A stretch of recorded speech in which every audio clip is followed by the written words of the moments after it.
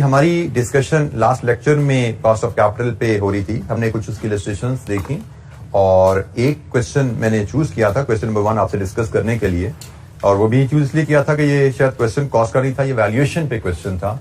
और हमने देखा है कि हमें सिलेबस में कुछ ना कुछ वैल्यूएशन को भी एग्जामिनर टच कर रहा है हमारे साथ। तो ये क्वेश्चन जो है ये भी वैल्यूएशन का क्वेश्चन था जिसको हमने डिस्कस किया। इसको डिस्कस करने की एक वजह सिर्फ ये थी कि वैल्यूएशन, बल्कि इसके अलावा इसमें एक और कॉन्सेप्ट था डिस्काउंटिंग का कि ग्रोइंग कैश फ्लोज जिसको हमने डील करना डीवीएम में सीखा था, उसमें डिले आ जाए तो उसे कैसे हम डील करते हैं। तो उससे रिलेटेड जो हमारी बात हुई थी, क्वेश्चन नंबर 1 को अगर हम रिकैप करें तो हमने जो कॉन्सेप्ट यहां पे सीखा था, ये इसका कॉन्सेप्ट है कि बेसिक फार्मूला हमने ये सीखा था कि अगर ग्रोइंग कैश फ्लोज परपेचुअली में जा रही हो तो ये बेसिक फार्मूला है। इस फार्मूले को हम ऐसे भी मॉडिफाई कर सकते हैं और इस फार्मूले को हम ऐसे भी देख सकते हैं। ठीक है, ये बेसिक डीवीएम का फार्मूला था, can be written like this, can be presented like this. और यहां से फिर इस फार्मूले को हमने देख के क्या सीखा कि जब हम D1 को 1/ke माइनस जी से मल्टीप्लाई करते हैं तो हमें प्रेजेंट वैल्यू 0 में मिल जाती है। D1 को 1/ke माइनस जी से मल्टीप्लाई करें, हमें P प्रेजेंट वैल्यू 0 में मिलती है। इसी कॉन्सेप्ट के तहत अगर हमें यहां पे D1 नहीं D4 दिया जाएगा और D4 को हम 1/ke माइनस जी से मल्टीप्लाई करेंगे तो जैसे 1 से 0 में जाता था, 4 से वैल्यू हमें 3 में मिल जाएगी। तो ऐसे केस में जब आपको कैश फ्लोज डिले में नजर आ रहे हो तो आपकी वर्किंग 2 स्टेप में चली जाती है। एक स्टेप तो यही है भाई D4 इंटू 1/ke माइनस जी, इससे 3 में आए, फिर इसको मल्टीप्लाई कर दिया तीसरे साल के प्रेजेंट वैल्यू फैक्टर से, अब 3 से 0 में ले जाना है ना। तो इस प्रोसेस ने क्या किया, तमाम कैश को इकट्ठा करके 3 पे ले आया। अब 3 से 0 पे ले जाने का काम आपको पता है कि प्रेजेंट वैल्यू फैक्टर से मल्टीप्लाई करें हम 0 पे जाते हैं। तो ये हमें कैलकुलेशन एक रिक्वायर्ड थी जिसको हमने परफॉर्म किया क्वेश्चन नंबर 1 में। और क्वेश्चन नंबर 1 में हमने market value of the share determine की, डीवीएम का असूल अप्लाई किया, लेकिन डीवीएम की कैलकुलेशन स्ट्रेट फॉरवर्ड नहीं थी, थोड़ी सी ट्रिकी थी। असूल अप्लाई हुआ, PV of future dividend should give us market value of the dividends. तो ये जनाब हमने 1 से लेकर 3 तक के डिविडेंड्स की पीवी ले ली और ये 4 से परपेचुइटी तक की पीवी हमने ली, ये इस प्रोसेस से। तो इसलिए हमारा परपेचुइटी में 1 से लेके परपेचुइटी तक के डीवी की डिविडेंड्स की प्रेजेंट वैल्यू हमारी बन जाती है। ये 1 से 3 तक ये हैं और 4 से परपेचुइटी, ये दोनों का सम किया, ये हमारे फ्यूचर डिविडेंड्स की प्रेजेंट वैल्यू बन गई। ये हमने क्वेश्चन नंबर 1 का पार्ट ए लास्ट लेक्चर में डिस्कस किया था। कोई सवाल यहां पर मैं एक छोटी सी एक्टिविटी, यही इस कॉन्सेप्ट को डील करने के लिए एक छोटी सी एक्टिविटी आपको देता हूं, फिर हम इसका पार्ट बी भी डिस्कस करेंगे इंशाअल्लाह।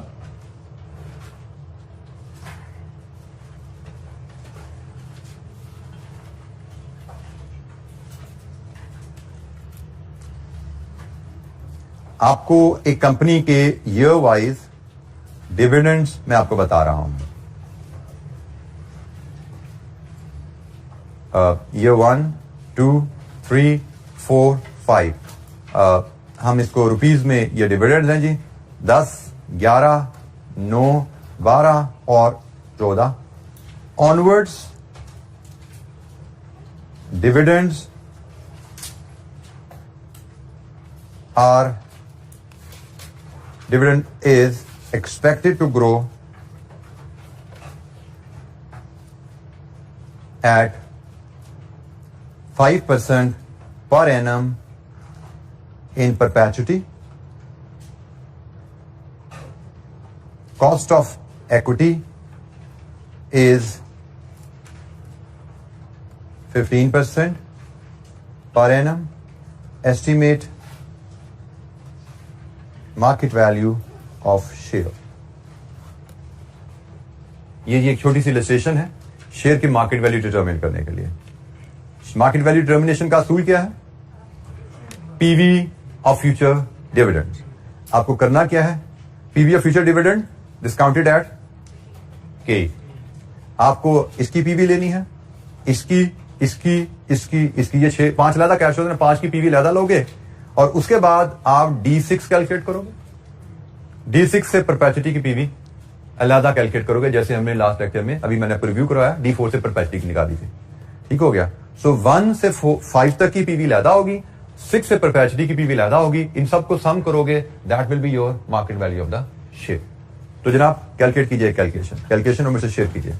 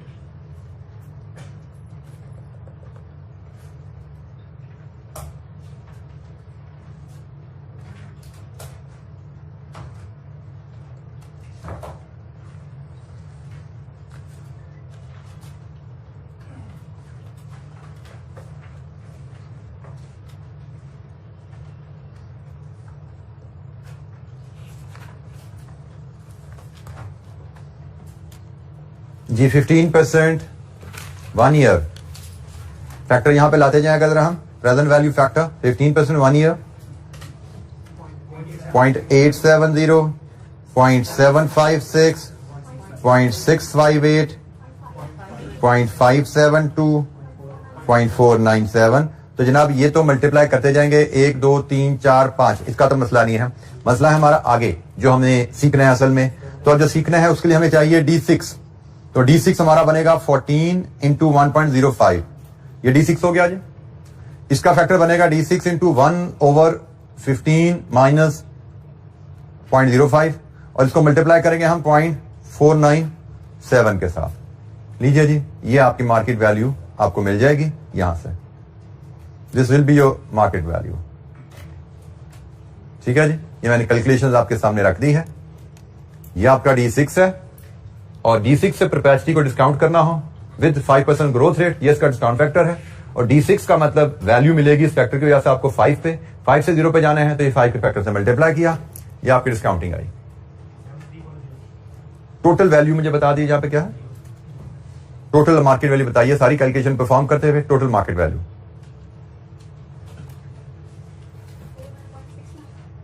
41.69, इतनी कम तो नहीं होगी बेटा। 109.80 ये आपकी मार्केट वैल्यू आ रही है टोटल।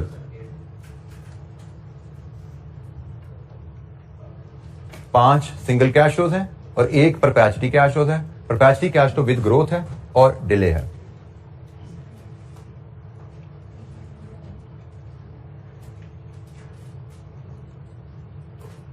ये ठीक है जी वैल्यू, ओके।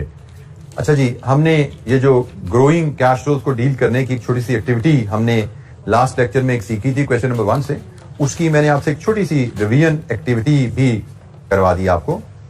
अब हम दोबारा क्वेश्चन नंबर 1 पे जाएंगे क्योंकि क्वेश्चन नंबर 1 में अभी पार्ट बी हमारा रहता है, हमने सिर्फ पार्ट ए डिस्कस किया था।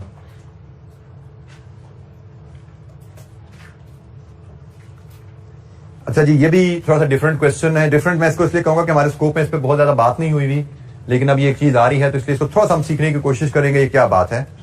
Assuming the Zimba PLC remains all equity financed and using the dividend valuation model, calculate the X dividend price per share at 30th September 20x0 if new investment does take place.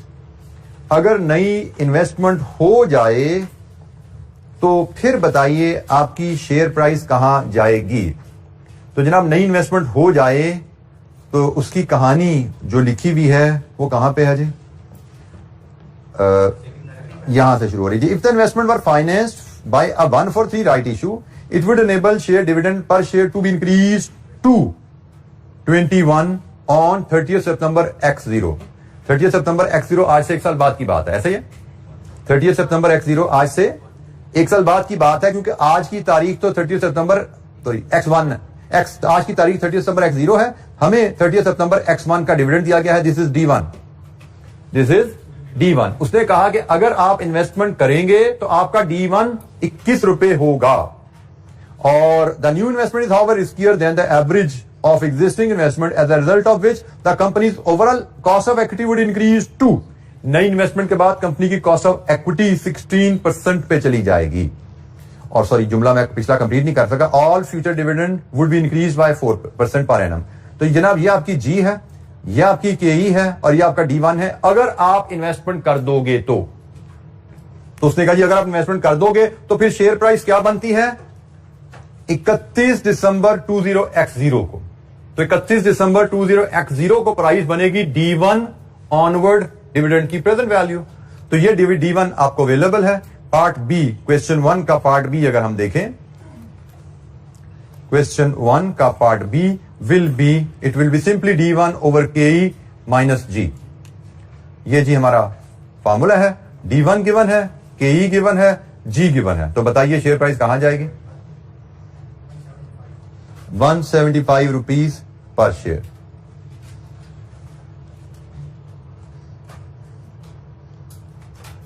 ये हमारा part B. ये market value हमें मिली है। चूंकि D1 की तारीख 30 सितंबर 20x1 है, तो अकॉर्डिंगली ये मार्केट वैल्यू हमारी पीवी है। ये 0 में हमें मिलेगी, और 0 इसके हिसाब से तारीख बनती है 30 सितंबर x0। ठीक है, ये एक साल बाद का डिविडेंड है, तो पीवी तो आज मिलेगा ना। तो आज की तारीख एक साल पहले क्या बनती है? तो उसने हमसे कहा इस तारीख की मार्केट वैल्यू बताओ। इस तारीख की मार्केट वैल्यू क्या है? फ्यूचर साल बाद ऑनवर्ड जो डिविडेंड है उनकी पीवी लेना। तो ये एक साल का डिविडेंड है, परपेचुटी विद ग्रोथ है, इसकी हमने पीवी ले ली। Growing cash flows in perpetuity, उसकी डिस्काउंटिंग का तरीका क्या है? जी एनी क्वेश्चन? हमसे 30 सितंबर x0 का डिविडेंड मांगा गया था, आ गया हमारे पास।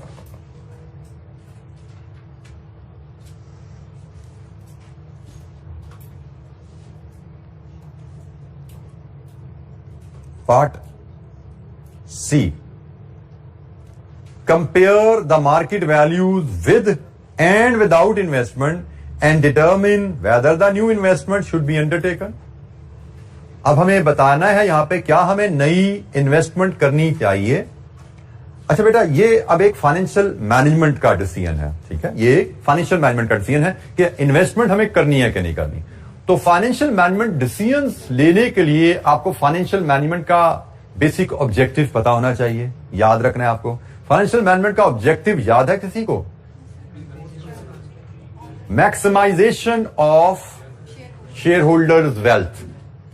Maximisation of share holders wealth, ये फाइनेंशियल मैनेजमेंट का ऑब्जेक्टिव है। हमने मैनेजमेंट अकाउंटिंग भी पास में पढ़ी हुई है, वहां पे ऑब्जेक्टिव होता था मैक्सिमाइजेशन ऑफ प्रॉफिट्स।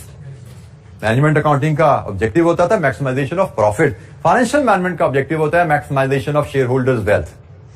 अच्छा जी, शेयर होल्डर्स वेल्थ के बारे में हमारी थोड़ी सी बात तो एनपीवी के सेक्शन में, कैपिटल इन्वेस्टमेंट अप्रेजल के चैप्टर में हुई। वहां पे हमने क्या बात की थी कि जब हम प्रोजेक्ट की फिजिबिलिटी करते हैं, प्रोजेक्ट की फिजिबिलिटी करते हुए जो एनपीवी आती है, वो एनपीवी हमें बताती है कि प्रोजेक्ट एक्सेप्ट करने के नतीजे में शेयर होल्डर्स वेल्थ में क्या चेंज आएगी। ये बात हुई थी ना हमारी। NPV measures the change in wealth of the share holders, और वहां पे हमारी ये बात भी थी पॉजिटिव एनपीवी पे प्रोजेक्ट एक्सेप्ट करना और नेगेटिव एनपीवी पे प्रोजेक्ट रिजेक्ट करने की लॉजिक भी यही थी कि भाई पॉजिटिव एनपीवी का मतलब वेल्थ में इजाफा, यही हमारा मकसद है, और नेगेटिव एनपीवी का मतलब प्रोजेक्ट वेल्थ में कमी, इसीलिए हम उसको एक्सेप्ट नहीं करते थे। अच्छा जी, उसी शेयर होल्डर्स वेल्थ को कॉन्सेप्ट को लेकर अब हम इस क्वेश्चन पे आते हैं। शेयर होल्डर्स वेल्थ में चेंज तो एनपीवी से मेजर होती है, लेकिन शेयर होल्डर्स वेल्थ से मुराद क्या लिया जाए कंपनी की कॉन्टेक्स्ट में? हमने कहा हमारा मकसद है शेयर होल्डर्स वेल्थ में इजाफा लाना, उसको मैक्सिमाइज करना। लेकिन मैं अगर कंपनी का फाइनेंस मैनेजर हूं तो क्या मेरे कंट्रोल में शेयर होल्डर्स की सारी वेल्थ है? Answer is no. Share holders ने तो कहीं प्लॉट भी लिए हुए हैं, दूसरी कंपनी को भी शेयर लिए हुए हैं। मेरा मकसद, मेरा ऑब्जेक्टिव उनकी हर वेल्थ में इजाफा लाना नहीं है। मेरा ऑब्जेक्टिव क्या है? मेरी कंपनी में जो उन्होंने पैसा लगाया है उसको मैक्सिमाइज करना। मेरी कंपनी में जो शेयर होल्डर ने पैसा लगाया है, मुझे उस part of the share holders wealth को मैक्सिमाइज करना है। ठीक हो गया, वेरी लॉजिकल। उसके पर्सनल बैंक में क्या पड़ा हुआ है, पर्सनल प्लॉट क्या, मुझे उससे क्या, वो मेरे इख्तियार में तो नहीं है। मेरे इख्तियार में उसकी सिर्फ वही दौलत, वही वेल्थ है जो कंपनी में इन्वेस्टेड है। अब शेयर होल्डर की wealth invested in the company से मुराद क्या हुआ? Market value of the shares. जब हम कह रहे हैं ना कि हमें शेयर होल्डर्स की वेल्थ को मैक्सिमाइज करना है, तो शेयर होल्डर्स वेल्थ को मैक्सिमाइज करने के लिए हमें शेयर होल्डर्स वेल्थ का मेजर पता होना चाहिए ना। शेयर होल्डर वेल्थ से मुराद क्या है? तो भाई शेयर होल्डर वेल्थ से मुराद है market value of the shares in my company. वो है मेरे सारे शेयर होल्डर्स की टोटल वेल्थ। मेरे सारे शेयर होल्डर्स की टोटल वेल्थ जो मेरी कंपनी में इन्वेस्टेड है, वो market value of the shares है। और मेरा मकसद है ऐसे फैसले करूं कि मार्केट वैल्यू में इजाफा आता जाए। जितनी शेयर की प्राइस बढ़ेगी, प्राइस इनटू शेयर्स, उतनी मार्केट वैल्यू ऑफ इक्विटी बढ़ती जाएगी। तो share holders wealth in my company, in any company, is represented by market value of equity. ठीक हो गया जी? तो हम एक जुमला यहां पे चले अपनी याद दहानी के लिए लिख लेते हैं। Share holders wealth in a company is represented by the market value of equity. ठीक हो गया?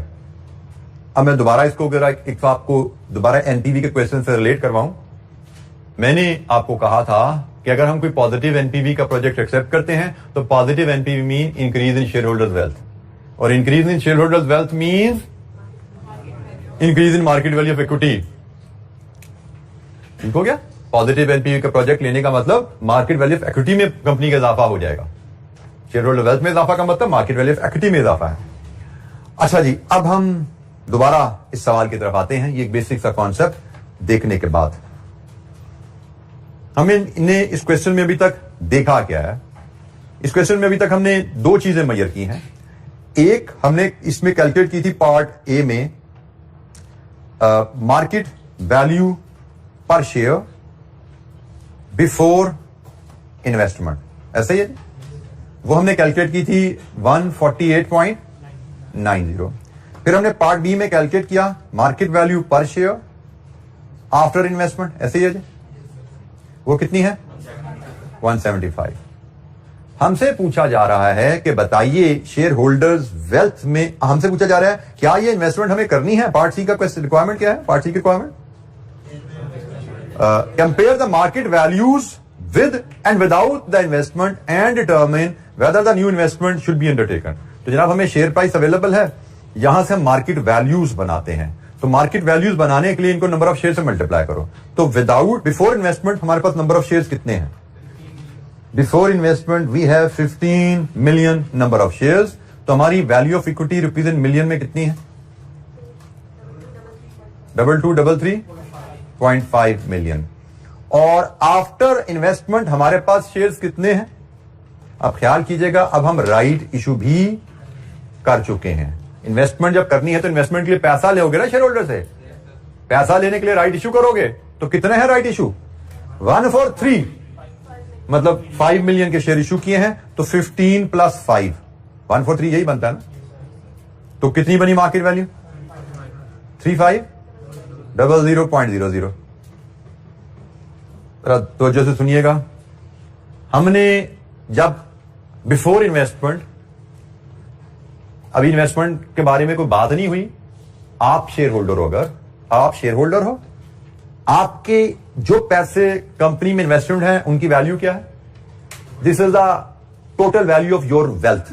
Agree? Before investment this is the total value of your wealth.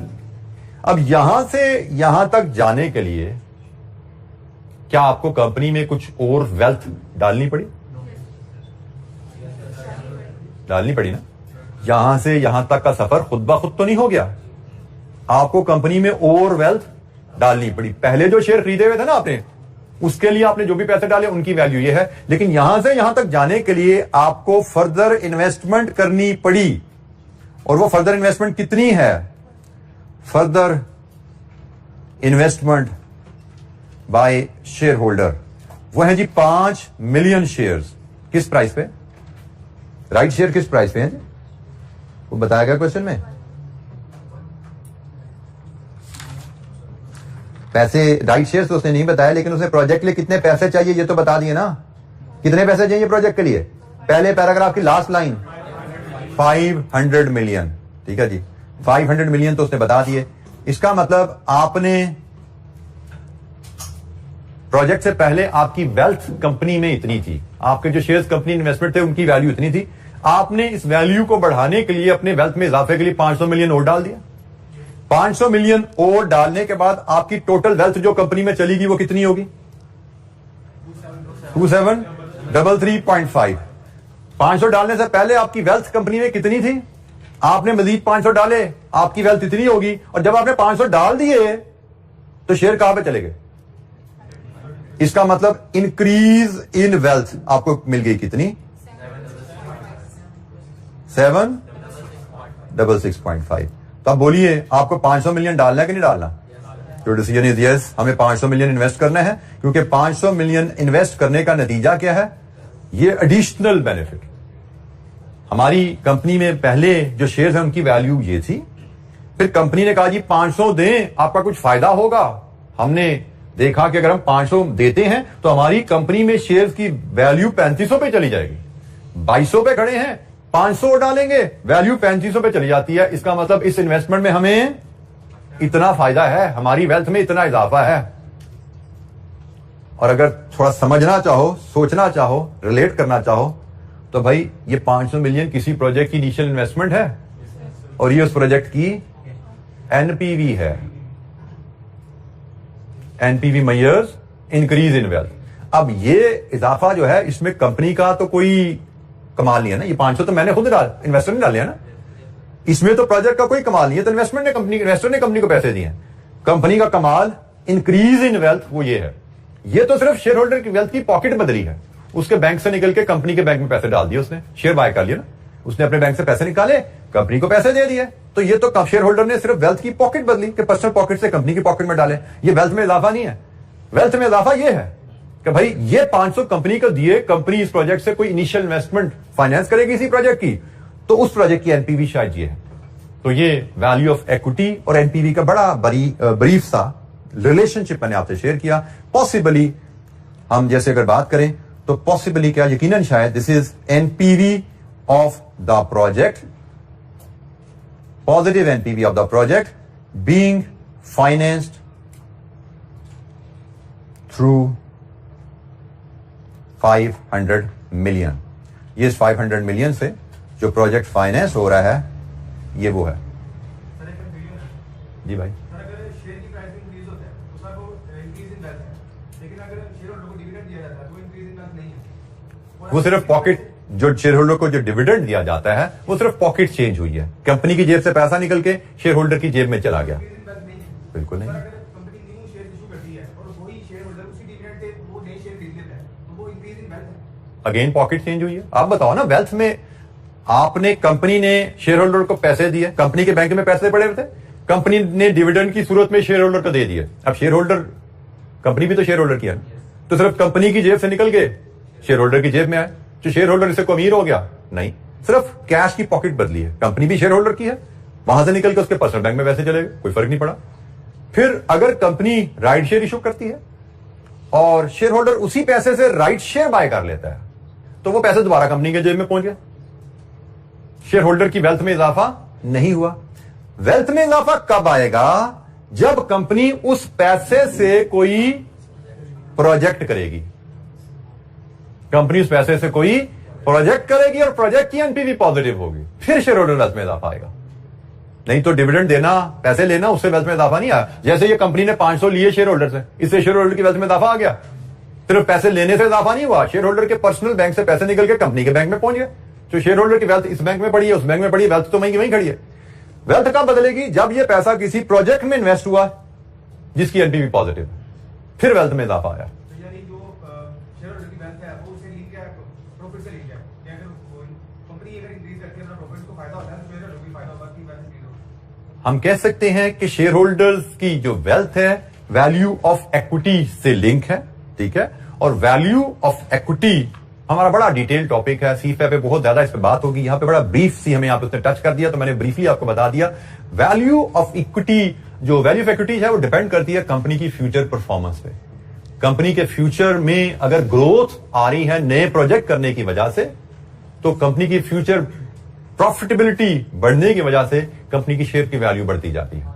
ठीक है, जब भी आप नए प्रोजेक्ट करते हो, नए प्रोजेक्ट की वजह से बेसिकली फ्यूचर के आपके रिटर्न्स बढ़ जाते हैं ना, तो वो फ्यूचर रिटर्न्स बढ़ने की वजह से आपका शेयर महंगा हो जाता है। कि पहले वो रिटर्न कम देता था, उसकी वैल्यू कम थी, अब नया प्रोजेक्ट करने की वजह से वो ज्यादा रिटर्न देगा, तो भाई जो एसेट ज्यादा रिटर्न देता है वो ज्यादा वैल्यूएबल है ना, जो एसेट कम रिटर्न देता है वो कम वैल्यूएबल है।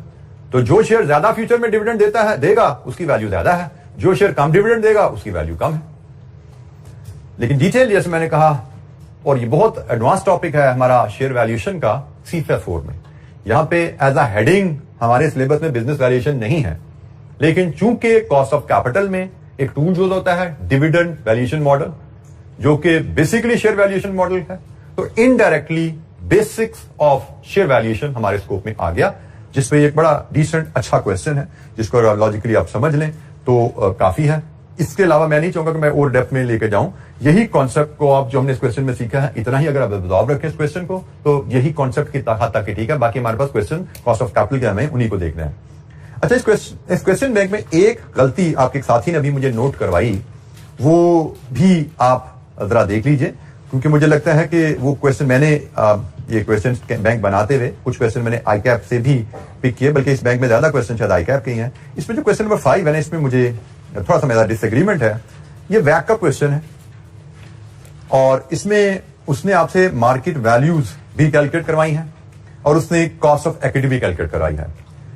कॉस्ट ऑफ इक्विटी कैलकुलेट करना कोई इशू नहीं था, सिंपल DVM से कॉस्ट ऑफ इक्विटी आई भी है, कोई इशू नहीं, आप कर पाएंगे। आपको market value cost of debt question में गिवन है, कॉस्ट ऑफ डेट क्वेश्चन में ऑलरेडी उसने post tax cost of debt given है, तो कॉस्ट ऑफ इक्विटी आप DVM से ला रहे हैं, post tax cost of debt given है क्वेश्चन में, वैल्यू ऑफ इक्विटी में भी मुझे लगता है कोई चैलेंज नहीं है, number of shares into share price वो भी गिवन है, सिर्फ आपको कम डिफ करनी पड़ी। असल इशू जो आ रहा है, जो रेड जो फ्लैग मैं करना चाह रहा हूं, वो ये पोर्शन है, valuation market value of debt. हमने मार्केट वैल्यू ऑफ डेट का असूल पढ़ा था कि future cash flows of debt discounted at pre tax cost of debt या यील्ड। Future cash flows of debt discounted at pre tax, KD कह लीजिए या यील्ड कह लीजिए। और फ्यूचर कैश फ्लोज जो लेते हैं डेट वैल्यूएशन के लिए, उसमें भी इंटरेस्ट को पोस्ट टैक्स नहीं किया जाता। इंटरेस्ट को पोस्ट टैक्स हम करते हैं कॉस्ट ऑफ डेट की कैलकुलेशन के लिए, क्योंकि कॉस्ट ऑफ डेट हम वैक के लिए कैलकुलेट कर रहे होते हैं, वो हमने पोस्ट टैक्स करना होता है, क्योंकि कंपनी को इंटरेस्ट पर टैक्स सेविंग मिलनी होती है। तो इस सवाल में जो उसने गड़बड़ क्या की, मार्केट वैल्यू ऑफ डेट की कैलकुलेशन करते हुए इंटरेस्ट को पोस्ट टैक्स कर दिया, इंटरेस्ट को पोस्ट टैक्स कर दिया और डिस्काउंट फैक्टर भी उसने post tax cost of debt ले ली। तो ये सवाल मेरे हिसाब से गलत है, मुनासिब नहीं है। ठीक है, इसको हम जुगाड़ तो कोई कह सकते हैं, बट ये किसी प्रिंसिपल पे बेस्ड क्वेश्चन नहीं है। तो मेरे हिसाब से ये पार्ट आपके स्कोप और डिस्कशन के लिहाज से मुनासिब नहीं है। ठीक है, तो इस पार्ट को आप समझिए कि ये आपके लिए कंसिडरेबल नहीं है, ये क्वेश्चन आपके लिए शायद वर्केबल इस हालत में नहीं है। हम ये करते हैं कि मैं इसको यहां पे कर देता हूं,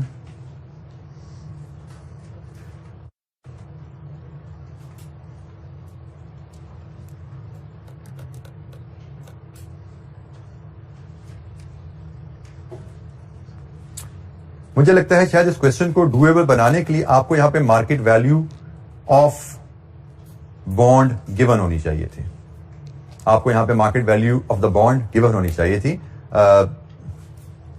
या market value of the debt given होनी चाहिए थी। यहां पे उसने कहा जी 30 आपकी बुक वैल्यू है, तो मुझे लगता है कि इस क्वेश्चन में हम market value of the bond भी गिवन कर देते। Let's assume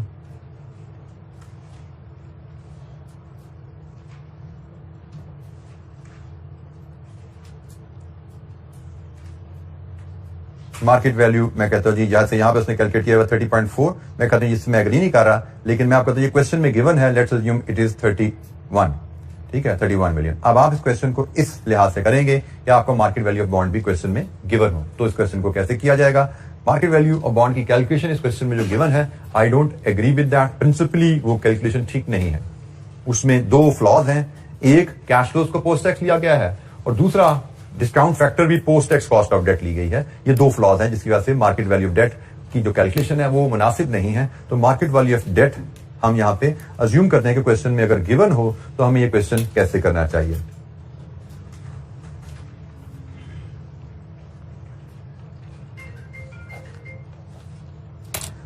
ji any question, कोई सवाल? अच्छा जी, कॉस्ट ऑफ कैपिटल पे हमारी डिस्कशन कंप्लीट है। इसके क्वेश्चन जो हमने इलस्ट्रेशन हमने चैप्टर में देखी, उन्हीं इलस्ट्रेशन के स्टैंडर्ड पे ही इसके क्वेश्चन जो हमें आके आपने दिए हैं। तो अगर हमने इलस्ट्रेशन अच्छी तरह समझ के की भी हैं तो ये क्वेश्चन भी हमारे बड़ी आसानी से होते हैं, कोई हमें दिक्कत इंशाअल्लाह इस टॉपिक में नहीं रहती। हम अब मूव करेंगे अपने नेक्स्ट चैप्टर नंबर 4 के ऊपर, जो कि है जी working capital management. Chapter number 4 हमारा है जी वर्किंग कैपिटल मैनेजमेंट। ये जिसका पास्ट पेपर एनालिसिस हम पीछे से जो चैप्टर कवर करके आ चुके हैं। उसके बाद वर्किंग कैपिटल मैनेजमेंट में हम जब मॉडल पेपर देखते हैं तो सिर्फ 1.5 मार्क्स मिलते हैं वहां पे, लेकिन स्प्रिंग 22 में इस पे 10 मार्क का क्वेश्चन हमें आया हुआ है सेक्शन बी में। So we can expect MCQs, जो ऐसे मॉडल पेपर में एक सिर्फ एमसीक्यू 1.5 नंबर का आया, और we can have a long question, जैसे स्प्रिंग 22 में हमें लॉन्ग क्वेश्चन आया 10 मार्क्स का। So we should be prepared for both. So working capital management का चैप्टर, ये चैप्टर कभी भी कैप लेवल पे नहीं पढ़ाया गया। जिसका कॉस्ट ऑफ कैपिटल के बारे में मैंने कहा, जो हमने पिछला चैप्टर पढ़ा, वो भी कैप लेवल पे कभी नहीं पढ़ाया गया। इसी तरह ये चैप्टर भी कैप लेवल पे कभी नहीं पढ़ाया गया। ये chapter historically CA final level पे मैनेजमेंट अकाउंटिंग का एक टॉपिक, एक सब्जेक्ट होता था हमारा 2017-18 तक। पुरानी स्कीम में मैनेजमेंट अकाउंटिंग का एक सब्जेक्ट था। ये टॉपिक उसका एक अहम टॉपिक होता था। फिर नई स्कीम आई तो ये टॉपिक सीफैप 4 में डाल दिया गया। वर्किंग कैपिटल मैनेजमेंट का टॉपिक सीफैप 4 में डाल दिया गया नई स्कीम में 2018 में। अब 2022 में 21 में जो चेंज आया है, इस चेंज में इस टॉपिक को बीएफडी से निकाला गया है और स्कैफ 6 जो नया सब्जेक्ट बनाया जा रहा है, इसको यहां पे प्लेस किया गया है। बीएफडी से इस नई स्कीम में बेसिकली 4 टॉपिक्स निकाले गए हैं, जिसके वजह से बीएफडी का सिलेबस जरा रैशनलाइज हुआ है। लेकिन इस टॉपिक को यहां पे हम लाए हैं, लेकिन ये टॉपिक यहां पे उस लेवल का तो नहीं आया जैसे हम सीए में फाइनल में पढ़ते होते थे।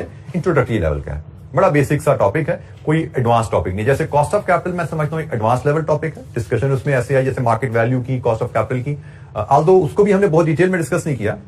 उसकी भी डिटेल यहां पे जैसे हमने मे भी 4-5 घंटों में पढ़ लिया, सही फैम में जाओगे कॉस्ट ऑफ कैपिटल आप दोबारा पढ़ोगे और शायद 12-15 घंटों में पढ़ोगे, 18 घंटों में पढ़ोगे। वैल्यूएशन पे अलग से 18 घंटे लगने हैं। मैंने आपको वैल्यूएशन भी बीच में थोड़ी बता दी, कॉस्ट ऑफ कैपिटल भी थोड़ा बता दी। तो हमें सिर्फ इंट्रोडक्शन टू दीज टॉपिक्स ही है।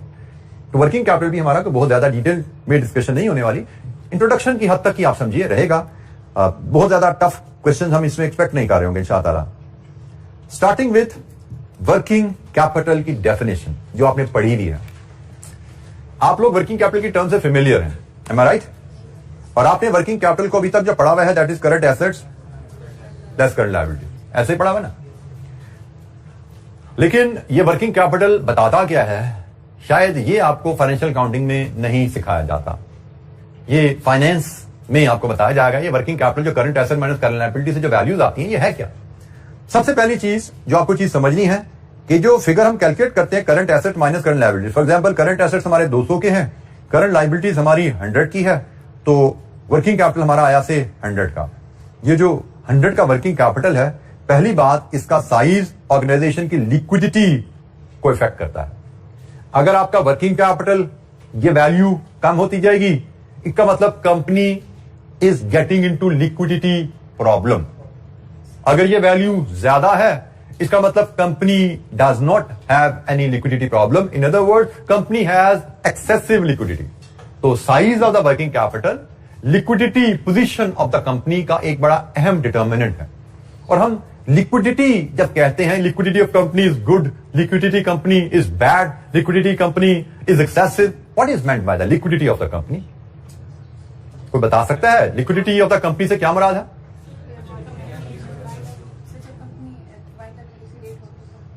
Absolutely not. लिक्विडिटी, एक बच्चा हाथ खड़ा करे जी। एग्जैक्टली, लिक्विडिटी से मुराद ability of the company to pay off its liability. Specially liquidity में short term liabilities, current liabilities को कंसिडर किया जाता है।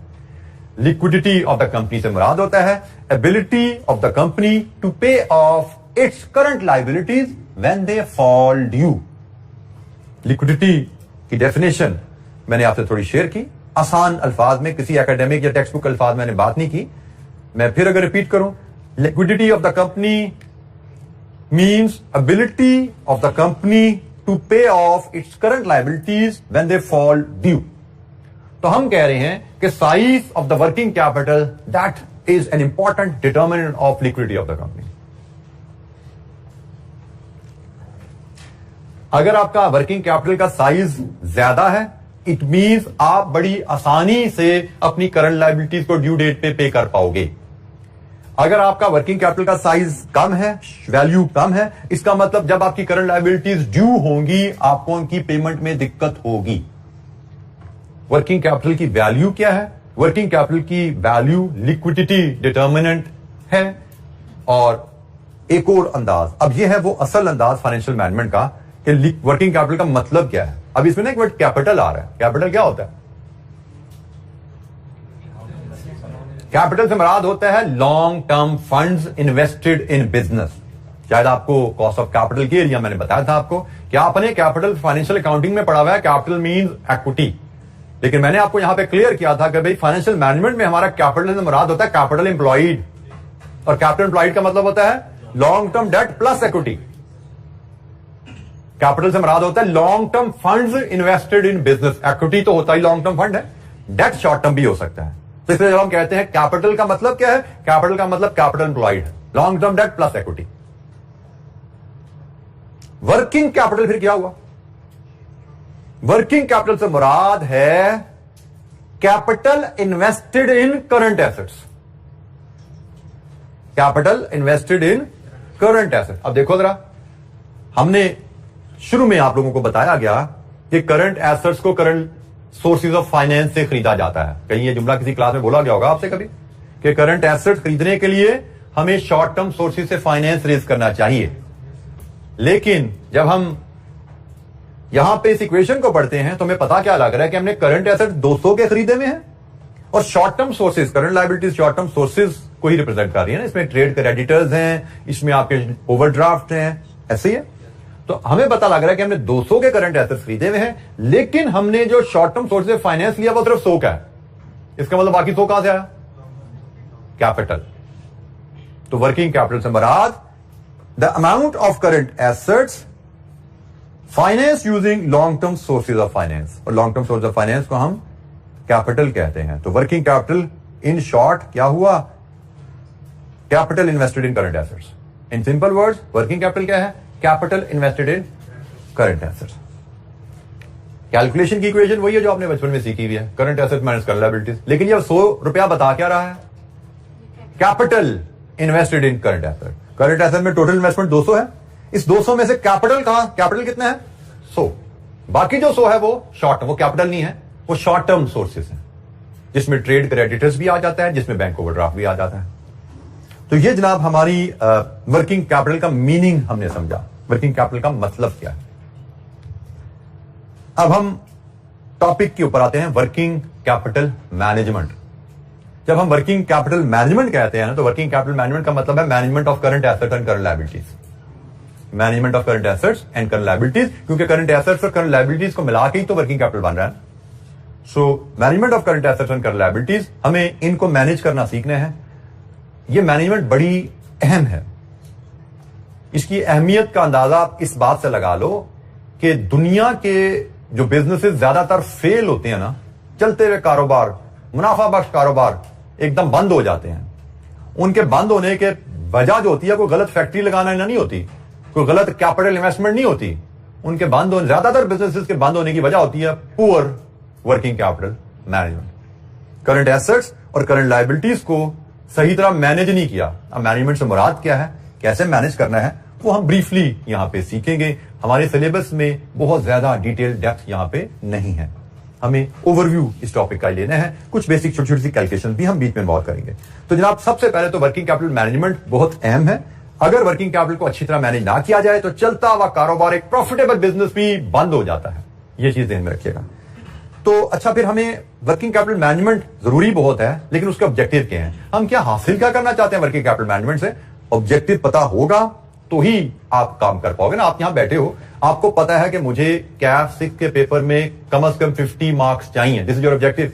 फिलहाल शॉर्ट टर्म बात करें तो उसके हिसाब से आप तैयारी कर रहे हो। अगर आपको 5 मार्क्स ही ना पता होते, जैसे हमें नहीं पता होता था, फिर भी हमने हासिल कर लिया था ऑब्जेक्टिव, मुश्किल होता है।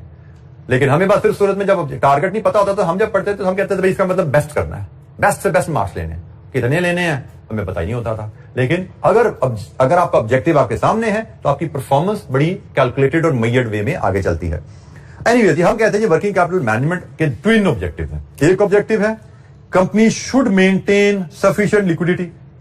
वो हमने समझ लिया लिक्विडिटी का मतलब क्या, कि हमारे पास कम से कम इतने एसेट जरूर हों कि जब हमारी लायबिलिटीज की ड्यू डेट आए आसानी से पे कर सकें।